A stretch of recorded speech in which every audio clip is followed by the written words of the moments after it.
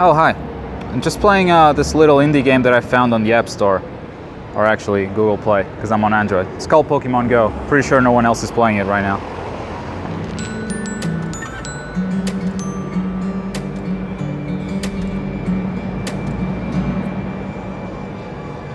Welcome to Porto, my home city. At this point, half the world has already tried or heard of the new mobile hit, Pokemon Go, and today we're trying to discover what made this game so popular despite it being pretty mediocre. So in Pokemon Go, you walk around and sometimes you find random Pokemon, just right like that, out on the street.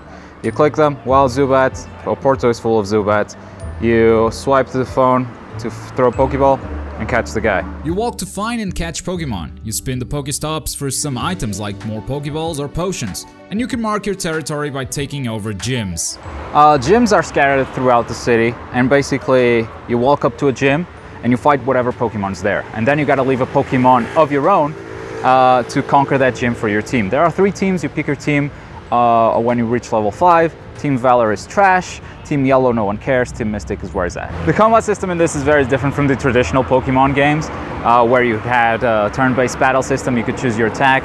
Here, you're basically working with randomized attacks that your Pokemon have or once you catch them, and you're pretty much tapping the screen and sliding to dodge attacks. And then you can hold it down to charge up a stronger attack or something. You can tackle a gym with a full team of 6 Pokemon, and a gym will only have 1 Pokemon per person. So whenever it's only being defended by 1 guy, it's basically a 6v1 battle. And you can pick your loadouts, so you have Pokemon types that counter whatever's defending that gym, but ultimately it really comes down to combat power. Combat power. The higher your level, the higher the combat power of the Pokemon you find will be. You'll also be able to train the Pokemon you already own to a higher combat power, if your level is higher. This is the main factor that determines how strong your Pokemon are in battle. The higher the number, the better the Pokemon will be, and at some point the differences between elemental types, they stop mattering. So it all hinges on your trainer level. The higher the level, the stronger the Pokemon. But that's not all. The higher the level, the better the rewards you find on Pokestops. Luckily, everything gives you experience in this game. Walking, catching pokes, battling. But let's not forget this is a free-to-play game with microtransactions, and your strength comes from your level. So those microtransactions cannot give you a leveling advantage, which they totally do, essentially making this title a pay-to-win. This game can be a lot of fun if you're playing it casually. Like if you're just out and about, just walking around and catching Pokemon and, you know, chasing those Pokestops, getting items, it can be a ton of fun. If you take it a bit too seriously into the competitive side, it can start to get a little bit disgusting. First, the combat system, as we've seen, it wasn't the best. The tapping, you know, it's made like that to include more people, to address those casual gamers and make it easier for people to get into, because the turn-based combat, it's a bit too complex for most people. And then you've got the whole pay-to-win thing. I mean, it's all based on the leveling up, because the higher your level, the stronger the Pokemon you get, the stronger you'll be when fighting gyms and when holding them, and everything, pretty much everything, it revolves around the level, and you can buy tons of stuff just to increase that level. Lucky eggs increase your experience. You got the incubators to hatch several eggs at the same time.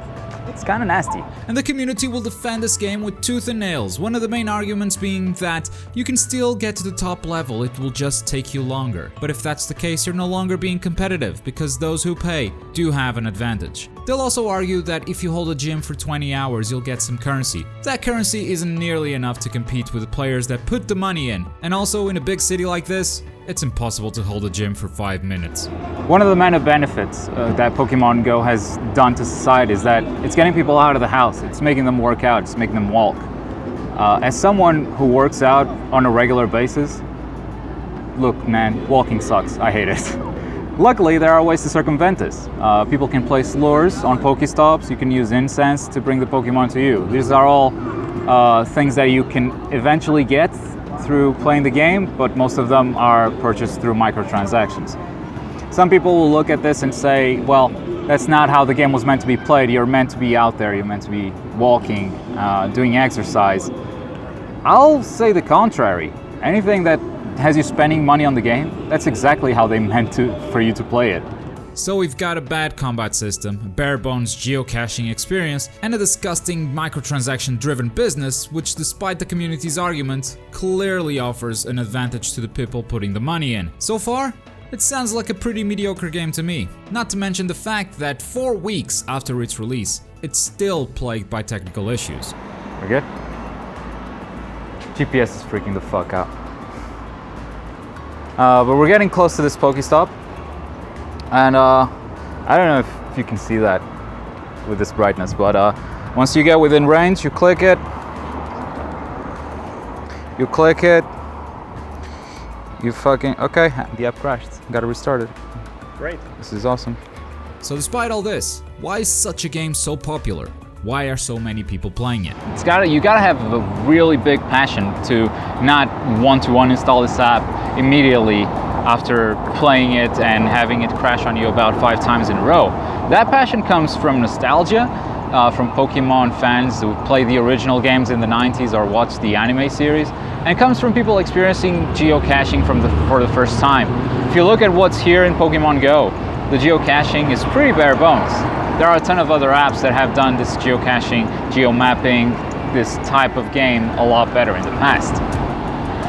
But this is Pokemon. None of them were backed up by a franchise as popular as this.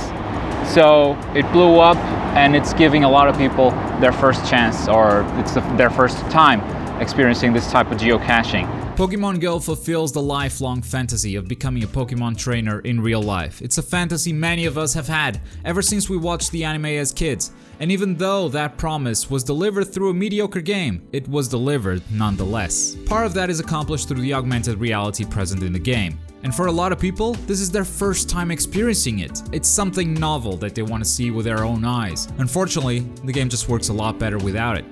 The augmented reality is definitely a selling point for this game. A lot of people are excited about seeing the Pokemon in real life. The tracking is decent, but even though it's a neat feature, it's not very practical. If you turn it off, you can still walk and catch the Pokemon, and if you have the AR turned on, you have to stop. And also Pokemon will try to evade your Pokeballs, so with the AR turned on, you have to keep them in sight with your camera. So if you just turn that off, just makes the game, a little easier. And since it's a game about walking, why wouldn't you turn it off and just catch Pokemon on the go? Hey, that's where the name comes from. But what about your uncles and aunts? Heck, even your mother's playing this game and she's never heard of Pokemon before. Well, for the crowd that's not a Pokemon fan, this was also their first experience with geocaching. Another experience that feels novel and surprising, but ultimately that crowd is not gonna stick around for long, which is why the number of players is steadily decreasing at a fast rate. Even if they get updates in the future, your casual gamers are not up to speed with that. They don't even know what an update is. They'll uninstall the app and never pick it up again. But it was popular enough that people will still play it for a long time. And because all of your friends are playing the same game, you kinda wanna play it too. Because friends can make everything fun, even a mediocre game, such as Pokemon Go. My final verdict is I never want to get out of the house to play Pokemon Go again. But if I do have to get out of the house, this will be a nice distraction, and it has been a nice distraction. And that's why Pokemon Go is so popular. Let me know what you guys think of Pokemon Go. I'm sure you've been playing it already. Leave a like if you enjoyed the video, subscribe for more gaming goodness. I've been Globku. Thank you for watching. Bye.